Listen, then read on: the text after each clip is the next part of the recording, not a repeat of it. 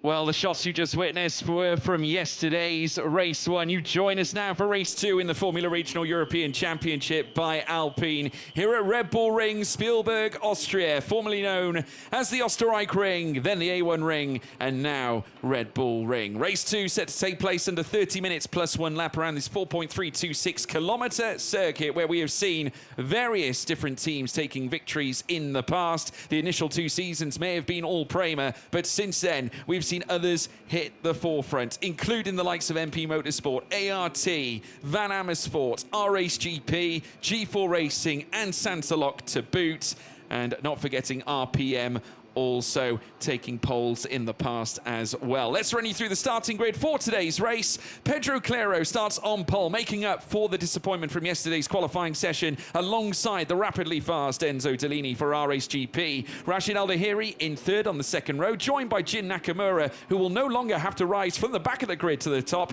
He starts on the second row this time. Evan Gilter in fifth as well, coupled with Freddie Slater, who forfeited the championship lead earlier this weekend. Jack Beaton in seventh, Reno Francott having a breakthrough weekend, and of course now the highest placed rookie in this grid rostrum, Nanavid Birampakti ninth, Akshay Bora 10th. Now championship leader Matteo De Paolo takes back the title lead this time, and he will feature ahead of Hiyu Yamakoshi and Nikita Bedrin. Dion Gouda down in 14th place as well, with Edu Robinson in 15th for G4 Racing. Ian Eichmans for RPM also in 16th, with Canato Lay and ART in 17th, alongside RPM driver Giovanni Maschio, the Italian, lining up in 18th spot.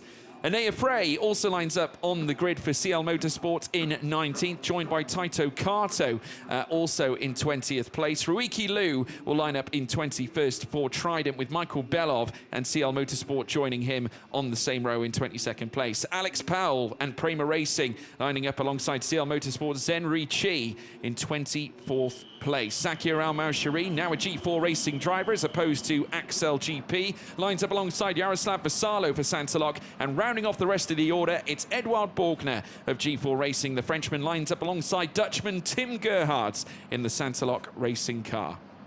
So that is all our runners. 28 of them take the start. The spectators still ready and raring to go with yet another feast of racing action. Half an hour plus the one lap to bring you, as now we await the boards to declare the drivers as to when they can get started. Of course, we're waiting for those engines to rev and the formation lap to take place. Let's talk about the story of the weekend so far, because it was a Matteo De Paolo clinic yesterday that managed to land him not only pole position, but he converted it from lights to flag, and therefore now positioning himself to the top of the championship ahead of Freddie Slater. Enzo Dellini, who also finished very strongly as well, actually finished behind Nikita Bedrin. But I will say this, folks, the results from yesterday's race very much provisional, owing to the fact that there is an investigation pending on Nikita Bedrin's car due to some erroneous lip seals on the car that are generally supposed to be fitted by Alpine Racing, and therefore to prove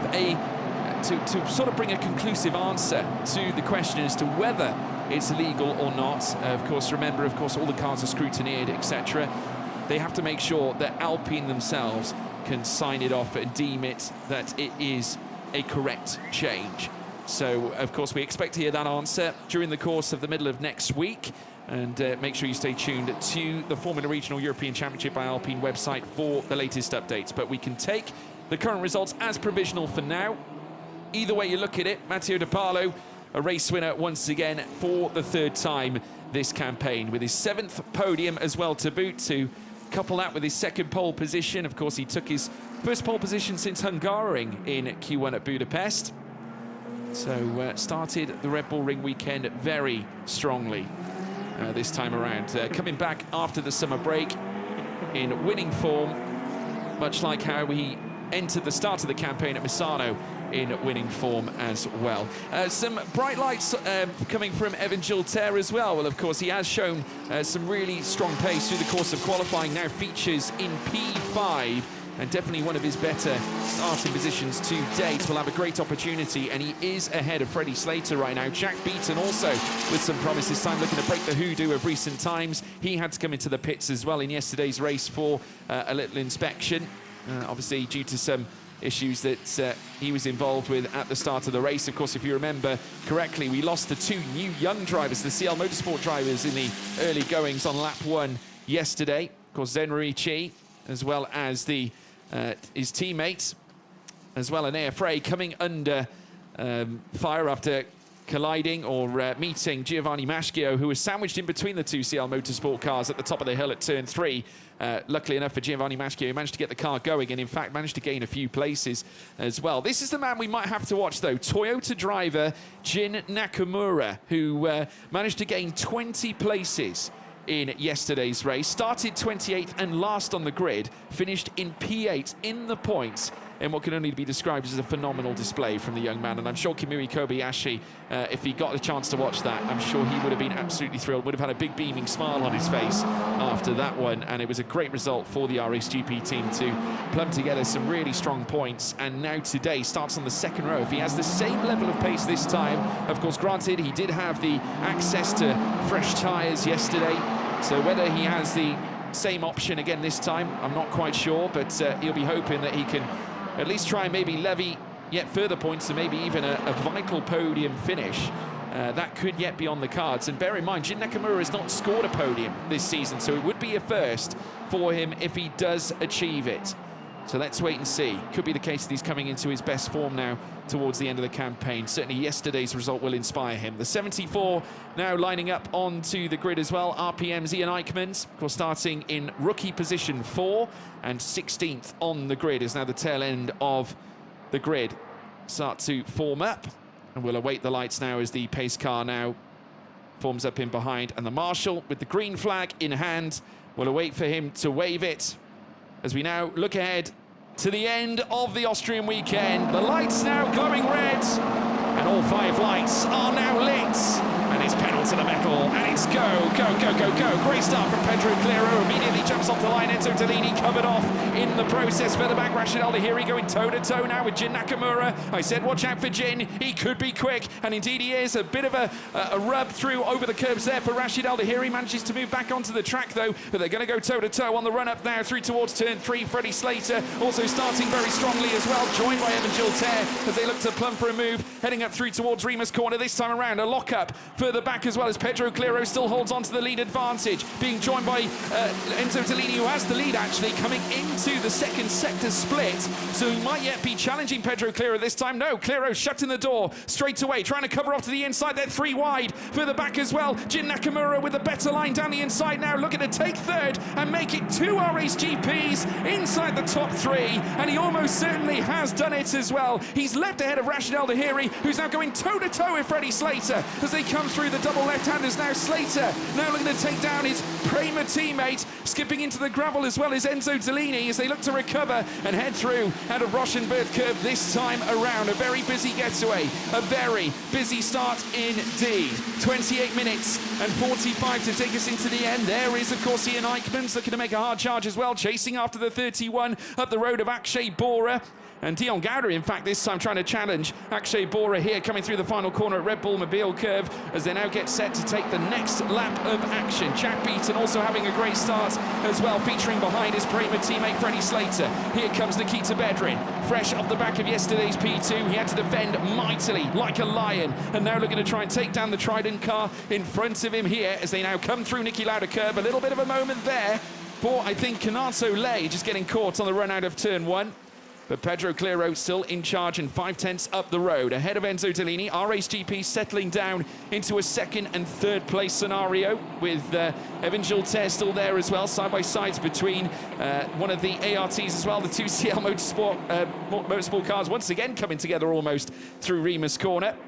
As now we watch them, there's Hiyu Yamakoshi trying to feather his throttle all over the back of Reno Franco, who's now lost a few places. He's down in 10th place. A charge on the inside there from a ART. Now that looks like the 69 car, if I'm not mistaken, or an 89 car of Taito Kato that actually made his way through down the inside, and I think managed to plumb for a move on Michael Belov. We will get confirmation of that shortly, folks, as they come through now out of the middle sector in towards sector 3 and skipping into the gravel. Freddie Slater, you don't want to get caught in there too often on those Pirelli tyres. Of course,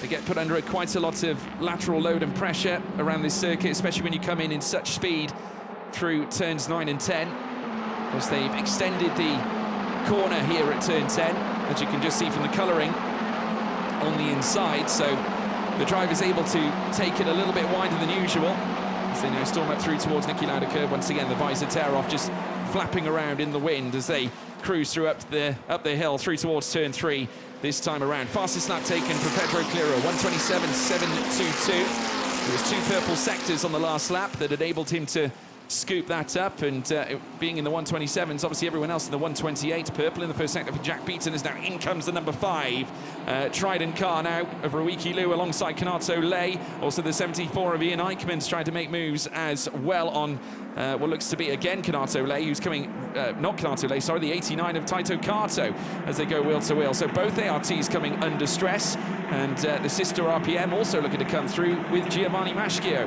behind the wheel as they head downhill through towards Slosh Gold and then run through the Roche and Verth curves. There's Hiyu Yamakoshi on the back of Reno Francot at the moment. 0.4 of a second is all that separates them. They're getting down now in towards a steady pace, and look at that! Freddie Slater around the outside of Rashid Al-Bahiri, taking advantage after he skipped into the gravel trap on the second half of the Roche and Verth curve section. And Slater now up into 5th spot. And now all 3 Prema cars are now manacled together, as now we can see them sending it through towards turn 1 with just over 25 minutes plus 1 lap to go. A gap now being created after Rashid Al-Bahiri lost his car for a brief moment. Slater's now got to try and close it back up to Evan Gilter, who is having a great race there, a much improved race this time around. Jack Beaton coming under fire also from Nikita Bedrin, who is a very hard racer indeed. Back comes Rashid Al-Bahiri trying to take his place back against Freddie Slater this time. A slight lock-up from Jack Beaton now comes under stress from Nikita Bedrin, who gets onto the curb and will rejoin the circuit. They're going to remain wheel to wheel, but it looks like Bedrin's got a slight nose in front. Whether he'll be asked to give that place back, I'm not quite sure, but either way you look at it, Jack Beaton will of course have the favourable line.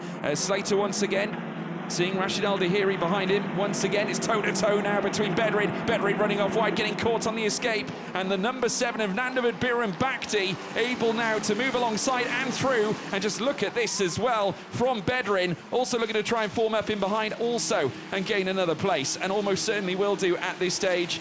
It looks like for now that Jack Beaton's managed to get off from Bedrin. Bedrin getting, I think, also a little bit caught earlier on.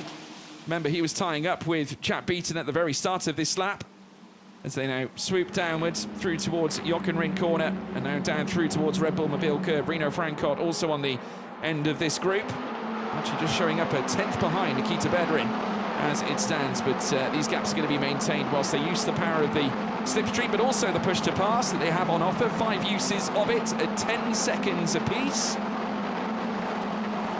So in total, 50 seconds of push to pass maximum.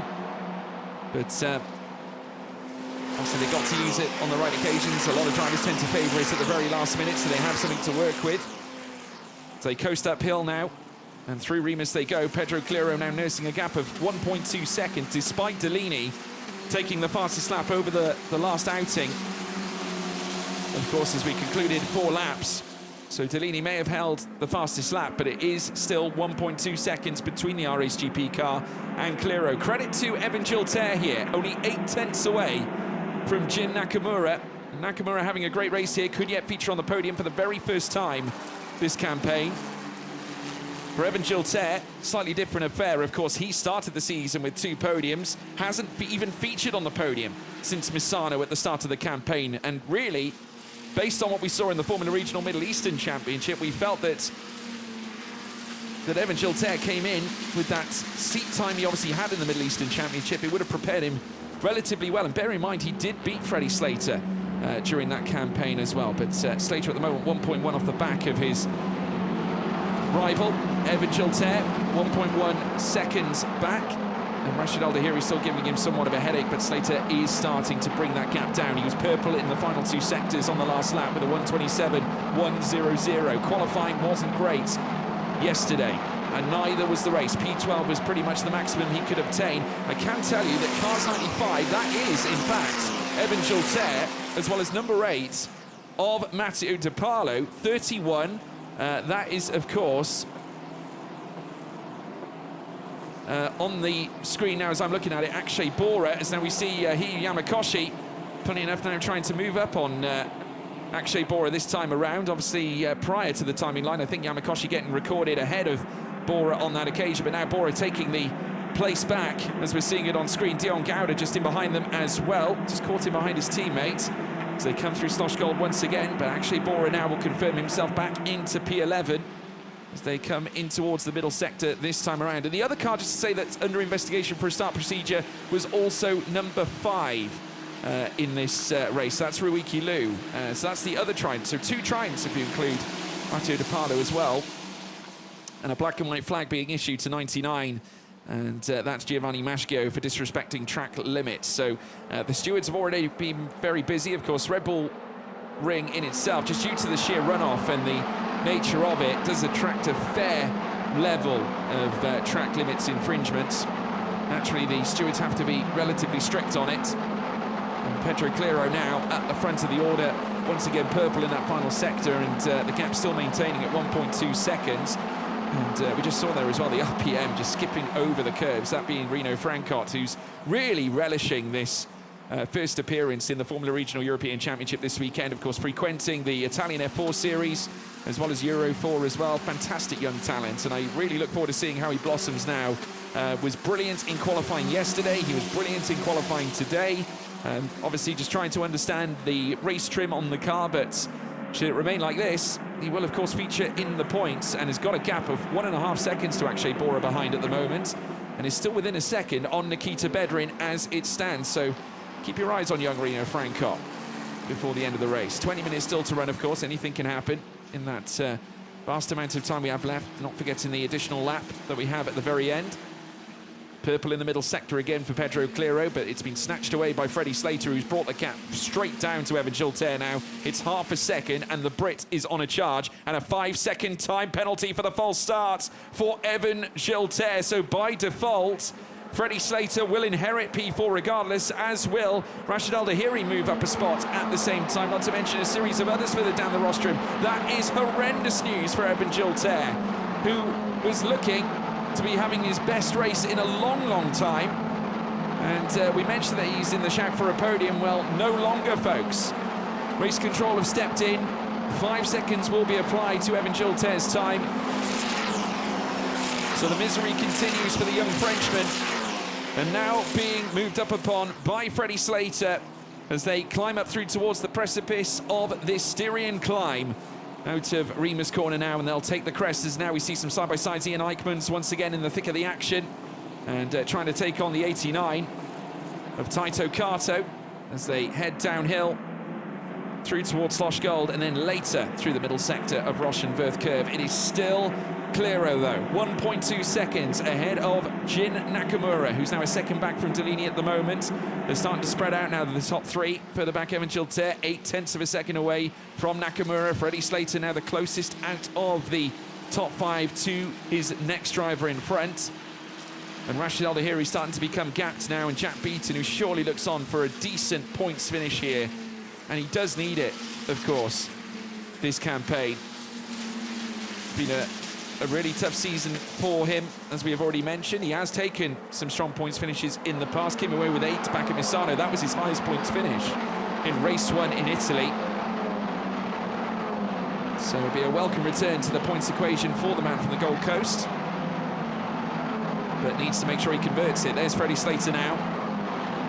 Of course, Prema have had various successes in the past at this circuit. We mentioned the likes of Frederick Vesti, twice a race winner here at this circuit, and also Gianluca Petikov, Oliver Rasmussen, and not forgetting also Rafael Camara, who went on to win the FIA Formula 3 title this season. And this is a reminder of the penalty for the false start. Let's have a look at that said start as well. Evan Giltaire, unfortunately, breaching the starting procedure. There was a car that went off very wide to the inside as well.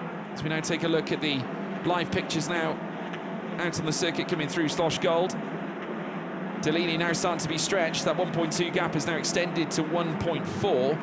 Nakamura still remaining 1 second behind. Giltaire now starting to be gapped now by Nakamura, and now potential fodder for Freddie Slater on track. Of course, Slater will regardless inherit the P4 position. Just see there, Slater getting that rear wing out, that rear end on that Prema car, just stepping out, coming through on the outset of the Verth curve.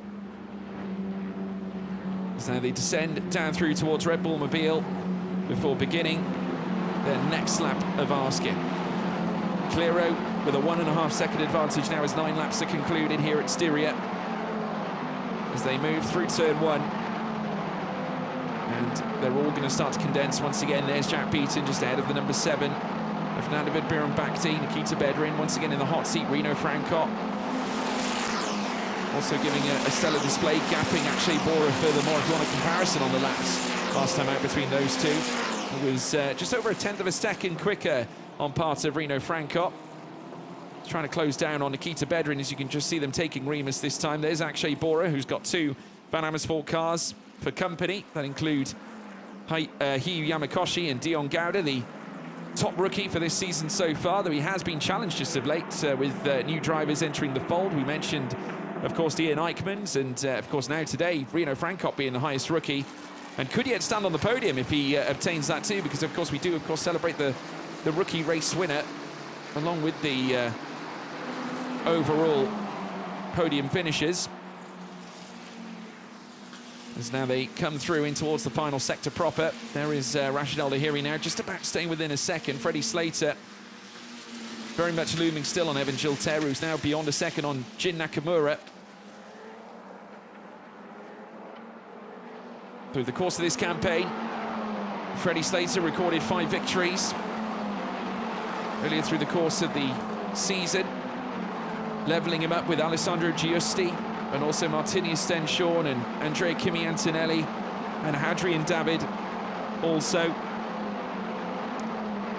making up a group that sits essentially 3rd in the all-time wins list, because Rafael Kamara stands alone on 9 at the moment, recording the highest number of race wins in the history of the Formula Regional European Championship by Alpine. Paul Aaron sitting on 8, just 1 behind him.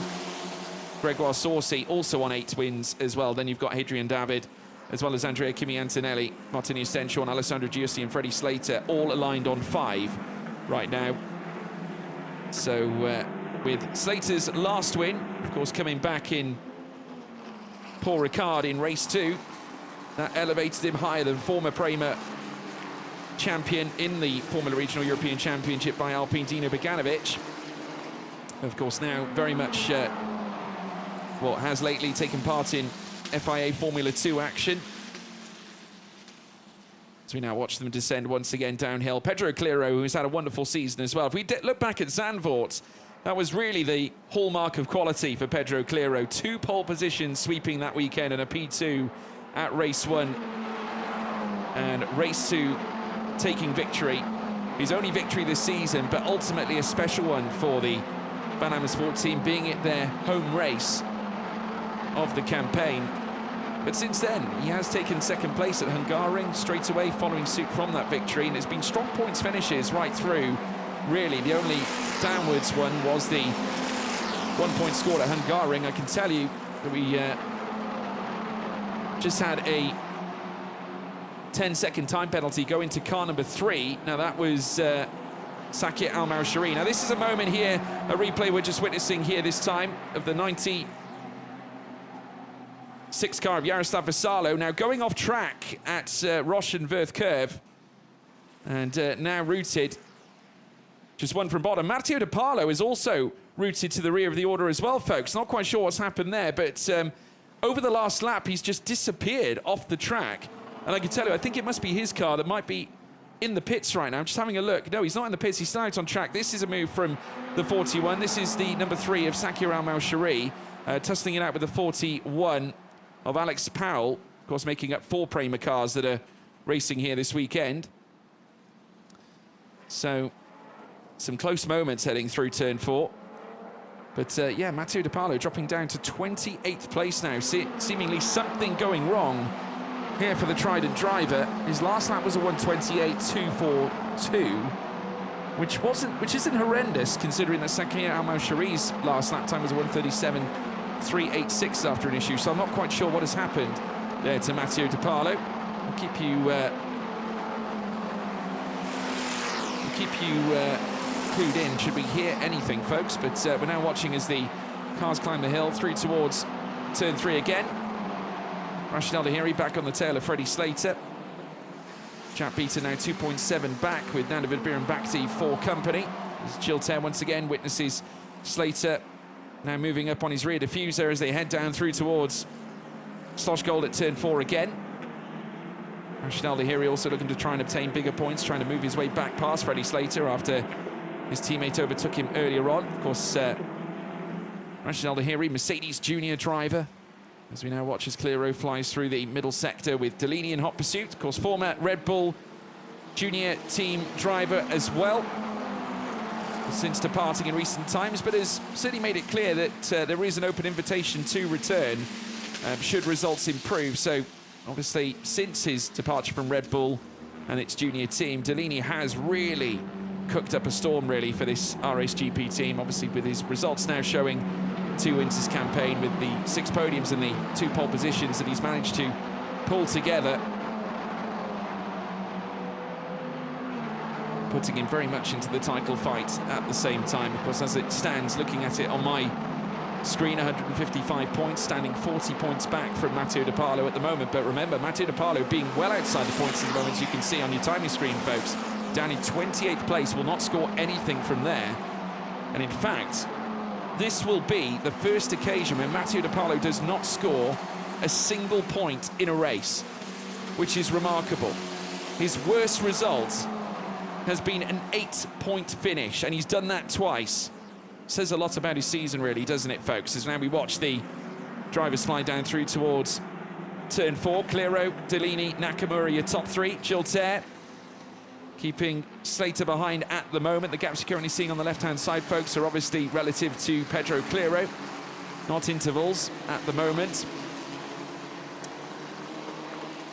With Slater only a fine margin between himself and his own teammate. 3/10 away is Rashid Al Dahiri at the moment. 3.2 then is the gap to Jack Beaton, who's trying to keep Nanda Vidbiran Bhakti at bay, but points on the table here for the man from the Gold Coast, as you can see him now flying down towards the final corners here on this lap. 9 minutes and 40 still to come, as now they take a trip through towards turn 1 here this time around to open up their next lap, which will be lap 14 in the books. Soon to be 15 laps in the books, as now Clearo looks to sprint through out of turn 1. Niki Lauda curve heading uphill, where the elevation takes a sharp incline, and you then meet the apex of the corner, where it's so easy to encounter a level of oversteer, see the rear stepped out. Of course, we did see a little bit of that yesterday, essentially by and large. Okay, there was a little bit of contact in that first initial accident on lap 1, but still, it's down to the drivers to try and keep control of the car and maximise the track width at the same time. Really does help the exit, as you just see a bird flying over the drivers there as they make their way through, which isn't a surprise, certainly considering the setting we are in the Styrian Mountains here today, with the picturesque views of the mountainside. Of course, the long reigning home of the Austrian Grand Prix, as they now fly through the middle sector. Pedro Clearo, who has had an incredible run, has taken centre stage as the locker room leader of the Van Amersfoort team in recent times, the 3-time Brasilia champion in 2018, in 2019 and 2021, winning the Brazil Open Cup in 2020 and 2021. Single-seater debut then came after karting in 2022 with the Brazilian F4 Championship, which he laid claim to with 7 wins and 11 podiums. Following season, he would take part in Spanish F4 with the MP Motorsport team, 6th place with 2 wins at Spa-Francorchamps, and then, of course, later joining the Formula Regional European Championship by Alpine last season. Starting out with Van Amersfoort Racing, the team where he remains at today, and has really stepped things up a level and looking to become the first Van Amersfoort winner at this circuit since Kaz Havercourt back in 2022 in race 1. So we now take a look as Reno Francock comes through turn 1, being met by Akshay Bora, Hiyu Yamakoshi, the 55 of Dion Gouda also, as they descend down through towards turn 4 again. Slater still hovering all over the back of Evan Gilter, but remember the penalty. 5 seconds will be applied to Evan Gilter's time come the end of the race. I can tell you that Kanato Lay has also been handed a 5-second time penalty as well. So that's 2 ART drivers receiving track limit violation penalties.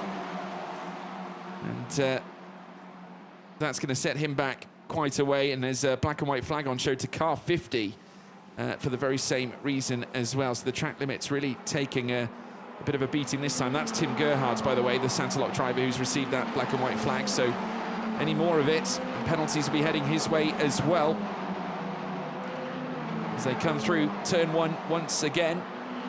A rear flicking out on the 23 of Enzo Dellini. So they look to take the incline rise. There is Rashid Al-Dahiri. Of course, much like Dorian Pan, who races for the Kramer team as well. She's also part of the Mercedes junior team, much like Rashid Al-Dahiri, and also heavily involved with Iron Lynx, and of course has been making a huge name for herself in the realms of F1 Academy, where she is really putting on a good show in the championship. This is the 2 CL Motorsport cars again. Now the number 12 of Anir Frey meeting the number 9, by the looks of it, of Zenrui Chi. Those are the 2 that came together at the top of turn 3 yesterday. And unfortunately, for Zenrui Chi, finding the gravel. So yet another moment where those 2 same cars are involved in an accident or a collision or a scuffle here at Red Bull Ring in sequential races. As now we watch them come through the middle sector as now Clero starts to bridge the gap or build the gap even further. 2.5 seconds now. Nakamura 9/10 behind Dellini. Get the feeling that RHGP don't really have anything to answer with against Clero's rapid pace. And we mentioned how good he was in qualifying yesterday. And on any other day, could have yet achieved pole position if it wasn't for Matteo De Carlo. Just had enough in his locker. Of course, pole today, if you remember, was decided by our first group heading out onto the track. Of course, remember Clero, part of Group B that went out last on Saturday, which of course means that at the start of today, they would have had to go out first to set the initial runs onto the board. Therefore, Group A would have benefited from the more optimised track. Well, that didn't stop Pedro Clero, because he went fastest with a 1:25.129 and was mere hundredths quicker ahead of Enzo Dellini come the end of the session. 4 minutes and 30 left to go, plus the additional lap. Of course, Gilter, whilst he sits in 4th, will sacrifice it due to the penalty. Freddie Slater, obviously very wary of that fact, I'm sure. I'm sure someone's told him on the radio. At this point, of course, Gilter is, at this stage, 2 seconds back from Jin Nakamura. So it would be an awful lot to ask of Freddie Slater to close that gap back up. But regardless of how we're seeing it right now, Pedro Clero on for a 2nd win of the season, with Enzo Dellini looking to add to his podium rostrum as well, making it podium number 7 to match Matteo De Carlo, who's now 3 laps down in accordance to what we're seeing on our screens at the moment. So heartbreak here for him. Obviously the run of strong points finishes now at an end. So you've been trying to have a look into the garage or down the pit lane to see whether I can see his car stood at the moment, but no such luck, I'm afraid. But it looks like we're not seeing any sector times coming through from Matteo De Carlo at the moment. I will have to double check that, to be honest, but we'll see when the time comes as they come through turn 3 once more. 2.1 seconds now, the gap between Gilter and Nakamura continues to grow. But Freddie Slater also, by the same context, unable to get any closer to Gilter, or at least close enough to make that move happen. Still 3 minutes left to run. Still time for Slater to try and pull something out of the bag, but I suppose he'd be wondering to what end if he's not close enough to even hassle the top 3. Either way you look at it, Slater at the moment will, of course, have an opportunity to retake the championship lead that was lost after yesterday's race that saw him outside of the points. Well, he's back in the points this time, and this time it's Matteo De Carlo outside of the points, with Enzo Dellini on a run of 3 podiums so far, after winning back at Imola and 2nd place in race 2 at Imola also. He was 3rd place yesterday and a 2nd place once again today. coincide with those 7 podiums and tighten his gap to Freddie Slater and Mathieu De Pallo in the championship. Coming into this, 155 points, 40 away from Mathieu De Pallo, and that will come down, but obviously will take points off Freddie Slater also at the moment. A smart weekend for our race, or certainly a smart way to close out the weekend for our race GP, with Nakamura also obtaining his first podium of the campaign. But still 1 minute and 40 to go. Anything can truly happen. Slater trying to again close the gap to the back of Evan Gilter, very wary of his teammate Rashid Al Dahiri. Will have no qualms of trying to make a move, and I can tell you that Rashid Al Dahiri went purple in the first sector this time around, and now coming through the middle sector this time. We're going to have a look at a slow-mo of Gilter flying through turn 1, just whipping the tail out on the ART. But at the moment, obviously considering his penalty, the 5 seconds that he has obviously received at this stage, it's 2.8 between Jack Beaton and Rashid Al Dahiri, which stands at 3.3 seconds. So it might be the case actually that Gilter only drops as low as P7, with Jack Beaton currently inheriting P6 should Evan Gilter not gap enough. And I think he is just outside the spectrum, I think by a mere 0.3 of a second. So if Jack Beaton can stay within the gap to Evan Gilter, he will move up a spot, but there is a chance that Gilter will only fall as low as P6 if he pulls out all the stops, but it's going to be a huge ask. We're in the final moments of qualifying of the race here this time around, and after a busy qualifying this morning, we had a hectic start to the race that is certainly petered out here towards the very end, but much to the delight, I'm sure, of Pedro Cleiro, who has now gapped Enzo Dellini to over 3 seconds right now, and still lapping strongly with 21.9s at the moment, albeit not quite as strong as the RHGP drivers in behind him. With a 21.8 in the back pocket of Dellini in the first sector, and Jin Nakamura with a 21.841, which is, of course, 25 thousandths quicker than his own teammate inside that first sector. And a 5-second time penalty now going to the 99 of Giovanni Maschio, so he's now going to see a drop in his results as well, because Eddie Robinson is only 2.7 behind him, and Alex Powell only 0.8 as well behind also at the same time, as the drivers now ferry their way across the line. Once again, the final lap now in full swing, and it's Pedro Cleiro, 21 laps amassed for the young Brazilian.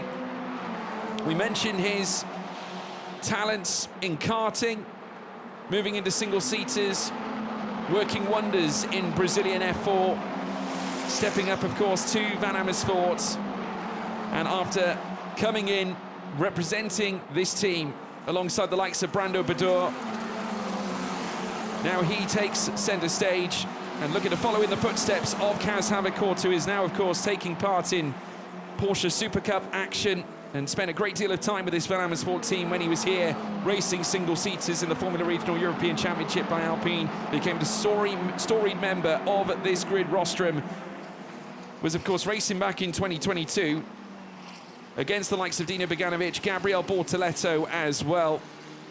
But it's time for Pedro Cleiro to obviously write his own name in the annals of history here at Red Bull Ring in this very championship, embracing the Dutch orange on this Van Amersfoort racing car. The man from Brazil who managed to usher this team to the top in their home race a few rounds ago in the 3rd round of the championship. It was second and first back then. He had his struggles yesterday, nearly took pole. Well, he'll go from pole to victory here in race 2 at Syria. It will be Pedro Cleiro who wins here at Red Bull Ring. Enzo Dellini comes home in second, Nakamura in third, RHGP with 2 cars on the podium. Evan Gilter, of course, finishing in 4th place. We had a side-by-side, of course, between Freddie Slater and Rashid Al Dahiri. We mentioned that Rashid Al Dahiri was going quicker in certain sectors, but a tie between the two and just forced a little bit out wide. Slater managing to keep his teammate back and holding on to P5 at this stage. Of course, the timing screen has not yet been adjusted to factor in Freddie Slater achieving P4 with a penalty for Evan Gilter. So whether we'll see that come into fact with the results later on, we will, of course, let you know. But obviously the story here is what on earth happened to Matteo De Carlo. It looked like he was actually registering sectors. He was down on laps. I'm not quite sure what has happened to him, but we will, of course, find out, I'm sure, in due course. But Pedro Cleiro is your winner today, and what a fantastic drive from the young Brazilian.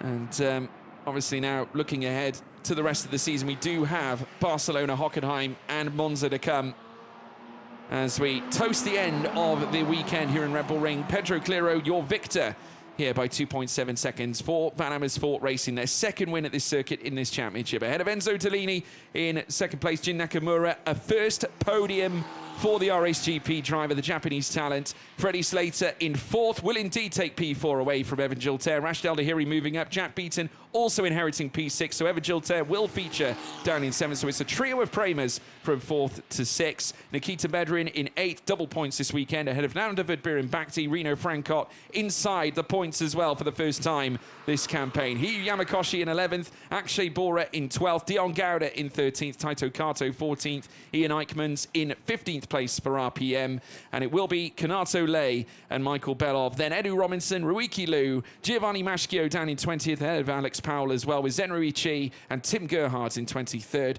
Edouard Borgner down in 24th, with Yaroslav Vasalo ahead of Sakir Al-Malshari. And Ian Frey in 27th spot was 2 laps down, and Matteo De Carlo, who had some problems of his own, 3 laps down on the rest of the rostrum and dead last. So he will, of course, forfeit the championship lead now.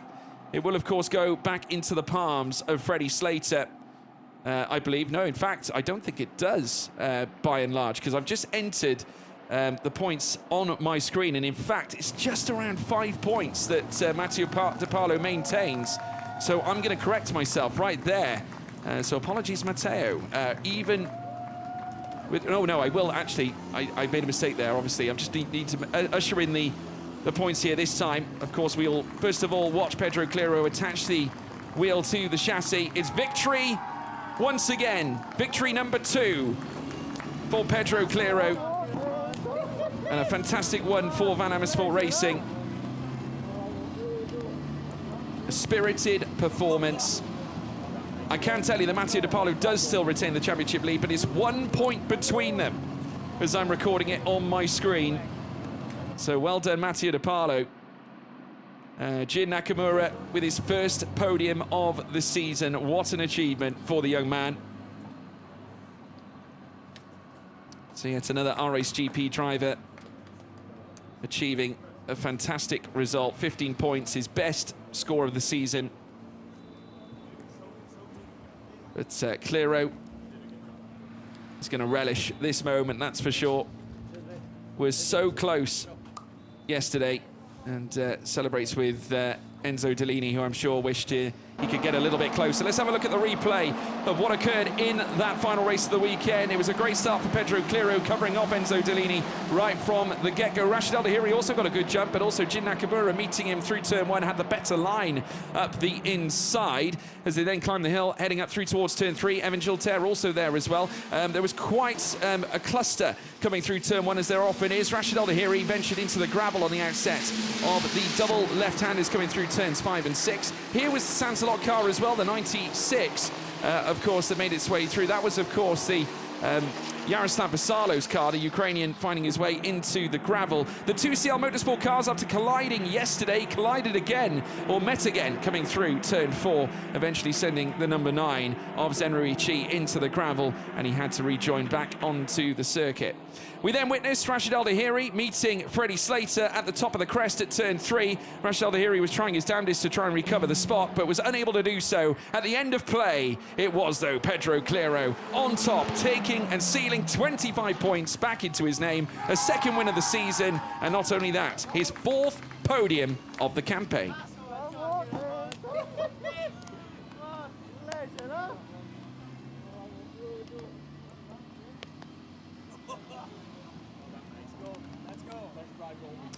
So now, as we rejoin the festivities on the podium once again this weekend, a first rookie win going the way of Reno Francot, by the way. Fantastic. effort from the young man from RPM. Of course, we witnessed Ian Eichmann's doing some magnificent things yesterday. RPM have really been on the ball with junior talent this season. I spoke to Keith Donegan. I know I mentioned it yesterday, or earlier today even, in qualifying. He certainly said a lot about Rino Francot, certainly, suggesting that he's a fantastic young talent coming through the rostrum. And based on the results that we have seen in Italian F4 and Euro 4 as well, regular top 7 finishes. He's in the main points-paying positions. We know how, there's many cars that compete, obviously, in the Italian F4, much like Formula Regional European Championship by Alpine. So he's very ready to tackle that volume of grid, and showing that he has every desire and right to be here. And if we do see him next season, an exciting one breaking through. And it'll be interesting to see whether he's still wearing the green of RPM as well. But for the first time, it's Jin Nakamura standing on the podium, 3rd place this campaign.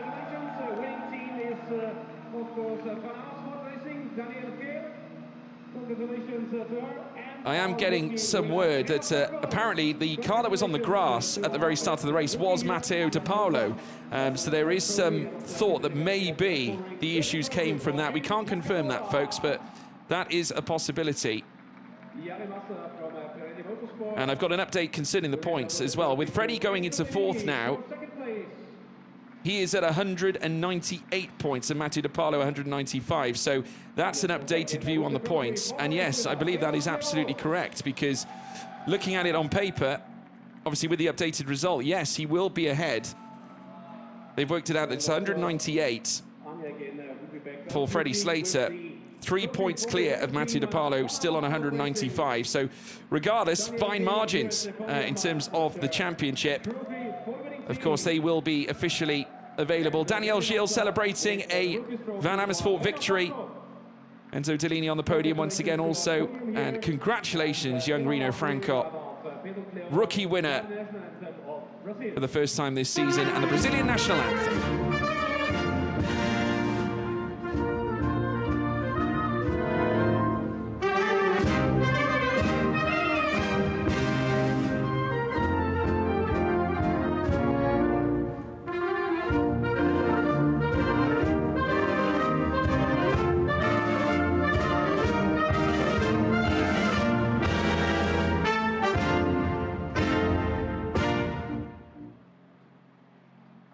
So there we have it, a fantastic effort, and the Brazilian anthem is raised once again, and celebrations will begin. It's now 3 points between Freddie Slater and Matteo De Paolo in the championship. Both have had non-scoring weekends now this season. The first non-scoring weekend for Matteo De Paolo this season as well. It certainly sends a very vicious dynamic heading into Barcelona. But that brings an end to the Austrian weekend. Thank you for joining us, folks. We'll see you at Barcelona. But from all of us here, goodbye.